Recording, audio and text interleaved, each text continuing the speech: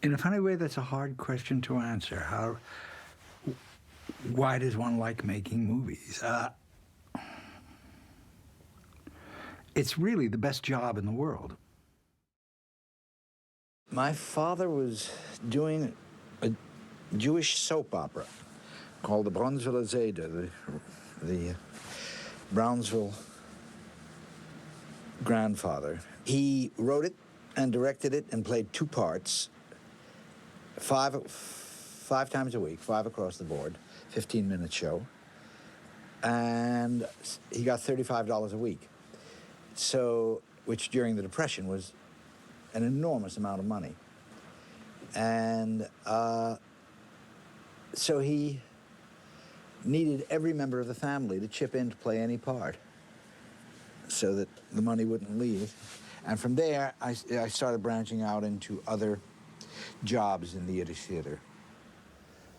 But when I went to Broadway, which was when I was 11, I worked with great, great, great people. Immediately, there were enormous influences in the sense that workers in the theater dealt with it as craft. No sitting around waiting for inspiration or what have you, no fear.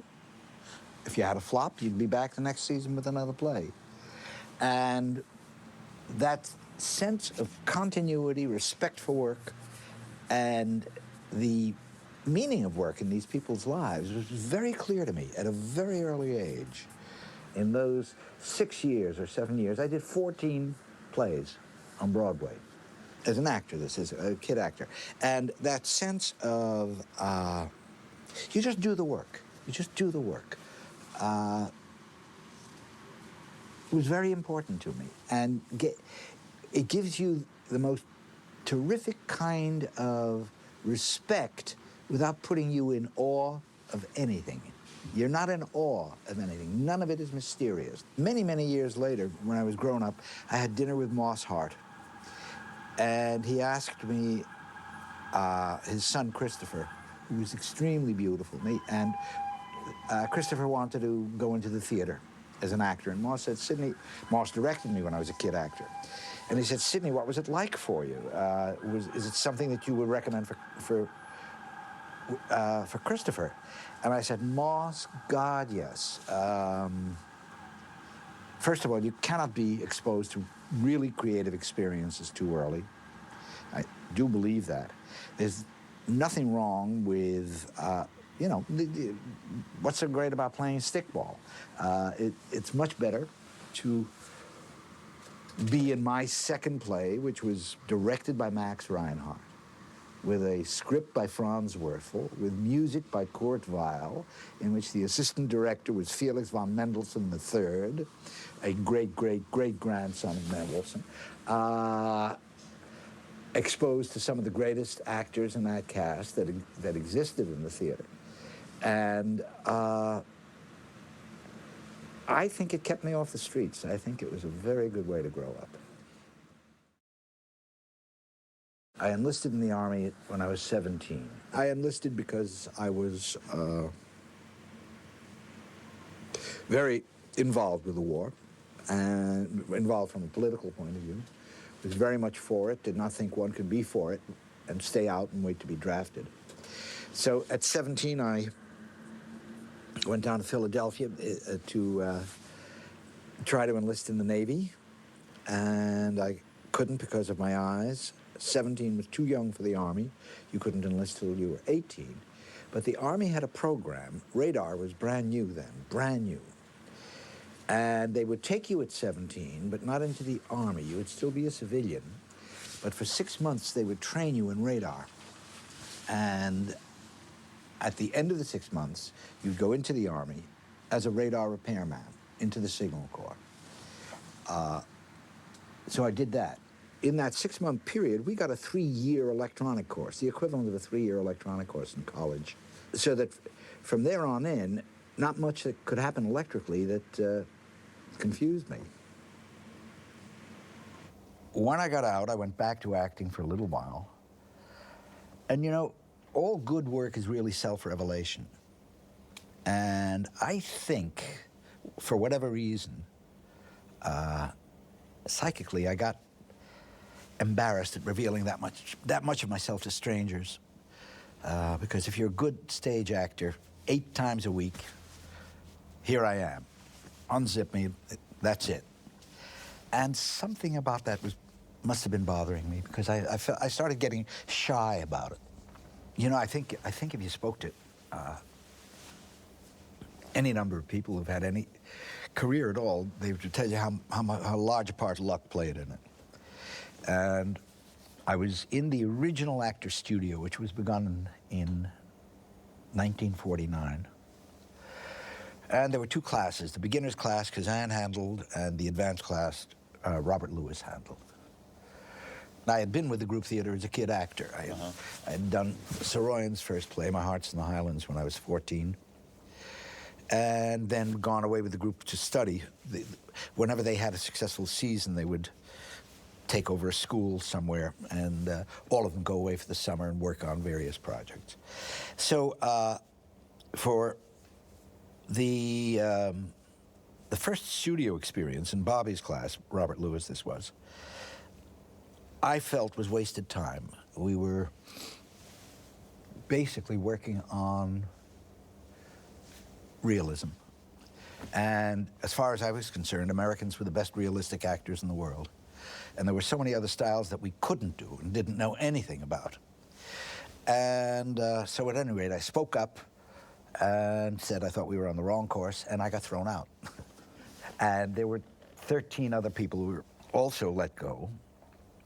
And so I just took that as a nucleus and then invited about 20 more good actors that I knew and formed my own group downtown. Also, I felt what was very important, which the studio wasn't doing at all, that we needed technical training. We needed voice, we needed diction, because I wanted to get into other styles of acting and theater history. And we assembled a great group. Anthony Tudor gave us body movement. Marion Rich gave us voice and diction. It was terrific. And because there was nobody to direct the scenes, I started directing them. I had begun it, and I'd say, okay, well, why don't you move here, and why don't you move here? And things were working nicely, and literally fell into it. And even the professional beginning was an accident. Yul Brynner was a wonderful director. Television was just beginning then. This is 1950 or 51. And I had set up the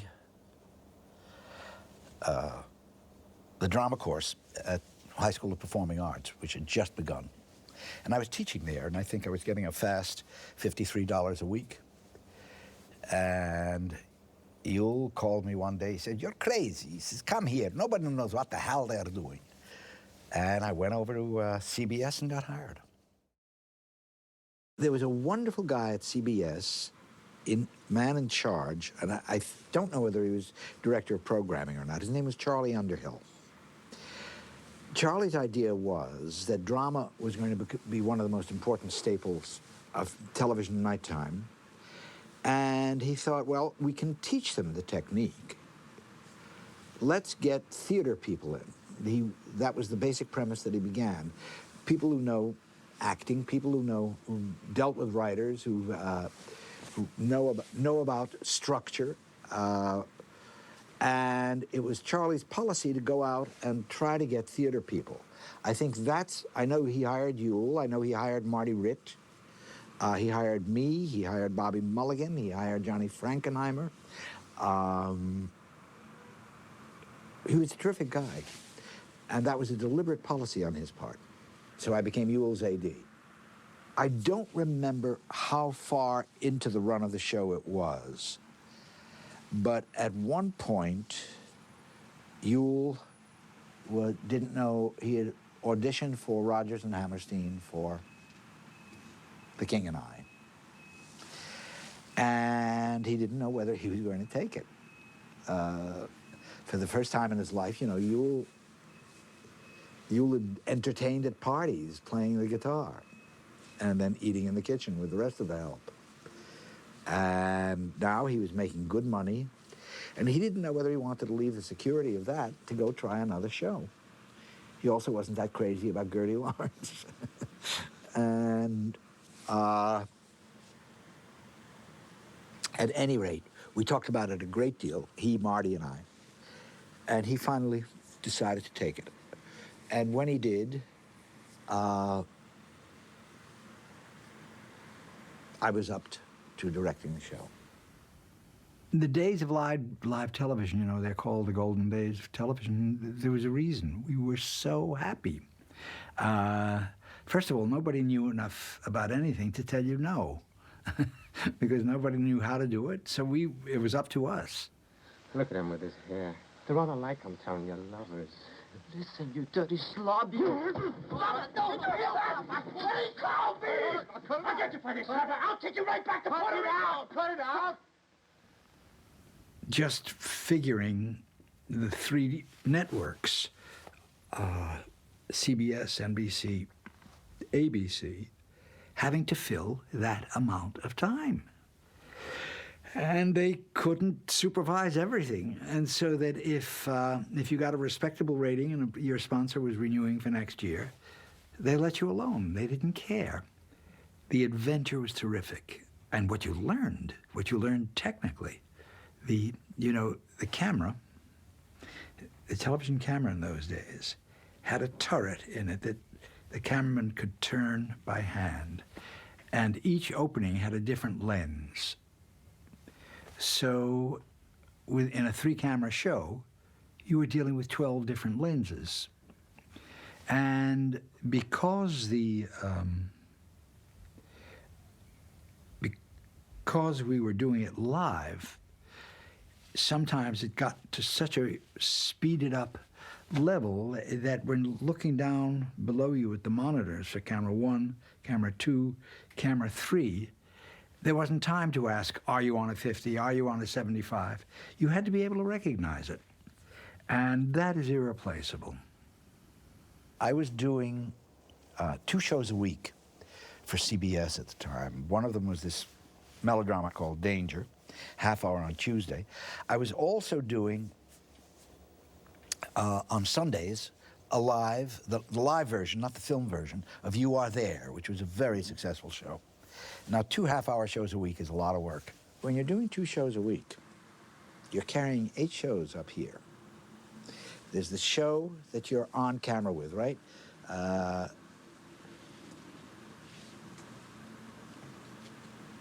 You Are There was a Sunday, Danger was a Tuesday. That means you went on camera Sunday morning and Tuesday morning. That meant that you were already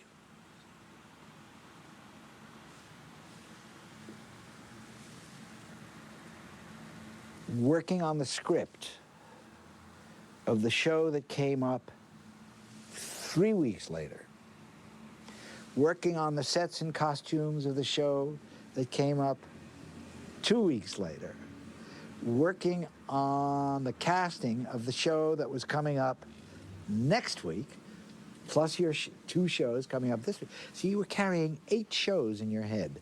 Now, I'm eternally grateful to it.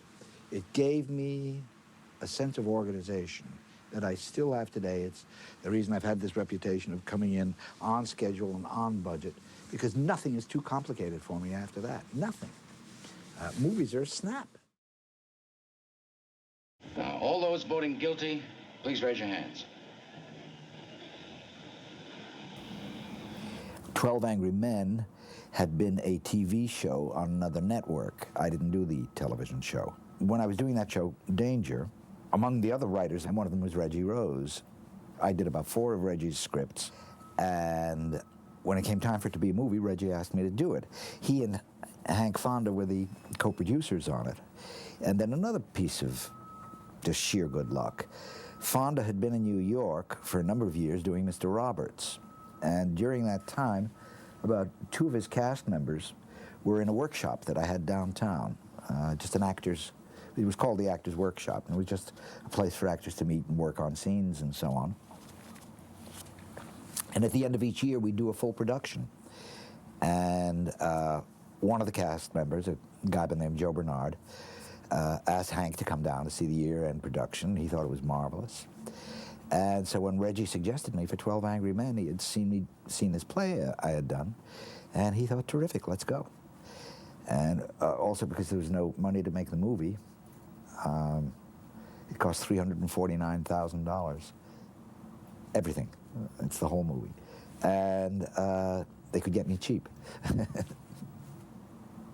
When I began to do 12 Angry Men, everybody said, you're crazy. How can you do a picture in one room? And with the complete arrogance and ignorance of, although not so much ignorance, of youth, I never thought of it as a problem. If one simply made the camera work a part of what the piece was about, emotionally and subjectively, it didn't seem to me to be a problem, and it didn't turn out to be. I never had to force anything. I never had to look for fancy angles, and I rehearse a lot, and I rehearsed 12 Angry Men for 2 weeks, completely staged it, everything going, everybody on their feet, lines learned. The shooting came out of that. As I watched rehearsals, I slowly worked out how I wanted to shoot it, put it all down in advance, so there'd be as little duplication as possible. And made the camera work an organic part of what the drama itself was about. And so it never turned out to be a problem.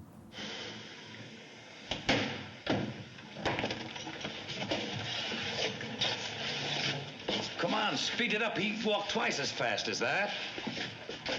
If you want me to walk faster than that, I will.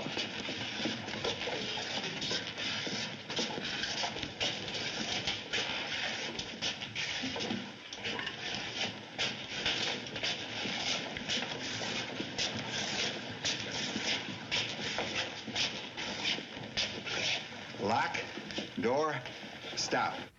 A picture like 12 Angry Men, in which the whole visual progression of the movie is dependent on the lenses. Well, nobody else could have done that for me. I had to do that. And even the most sensitive cameraman, he might have been able to do it, but I don't think he would have done it as well, with that amount of character revelation. So I was very grateful to television for that. I think I do get very good performances, and I think the reason for that is that I was an actor. So I know their fears, I know what frightens them. Actors, the only instrument they've got, it's not a violin, it's not a piano, it's not just their bodies the way a dancer is. There's no disguise. That's them up there. And the better they are, the more of themselves they're using. That process of self-revelation is extremely painful. I understand that process. If I can help them to feel any more secure and any more unafraid of releasing whatever part of themselves they have to, I understand that I can help them that way.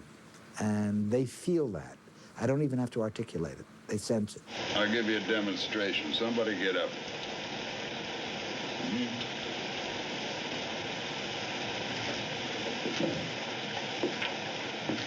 I want you to watch this because I don't want to have to do it again. I'll make myself about 6 or 7 inches shorter, okay? It's about right, maybe a little more. Okay, a little more.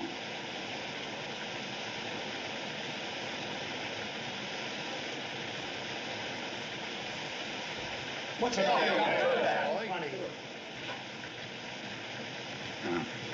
Nobody's hurt. Right? Right, nobody hurt. The one thing that does stand out is Hank himself. It was the first time he was a producer.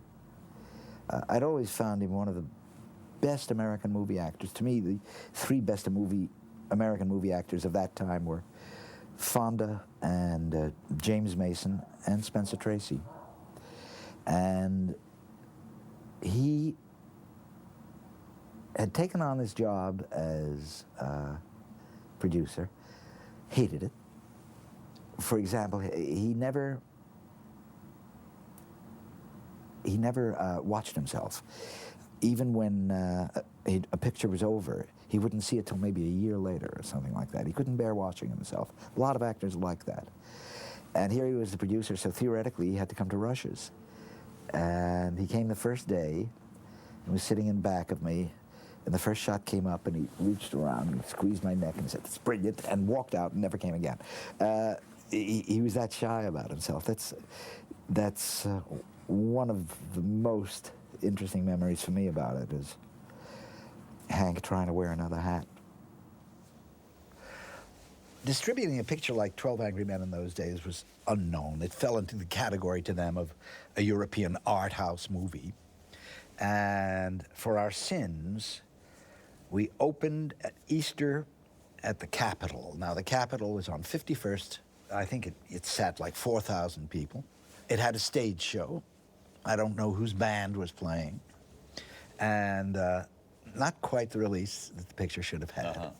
Wonderful reviews, and we were out of there in 2.5 weeks because the nut, what it cost to run that theater, we just weren't earning even the nut.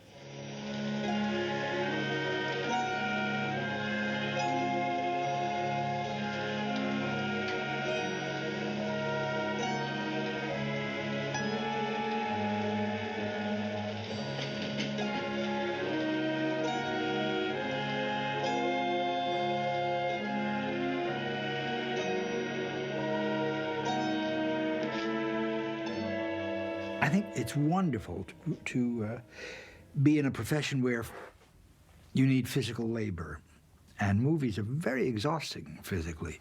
I don't know about how other directors work, but the crew put a pedometer on me one day, and in a day, I paced off 11 miles, you know, just moving around. And was in the studio. I mean, it's not as if I was running up and back on a location. So you're working very hard physically, but you're working for an emotional, psychological, philosophical result. The upshot of it, if you do it well, is that it's more than physical labor. So that's a nice way to live.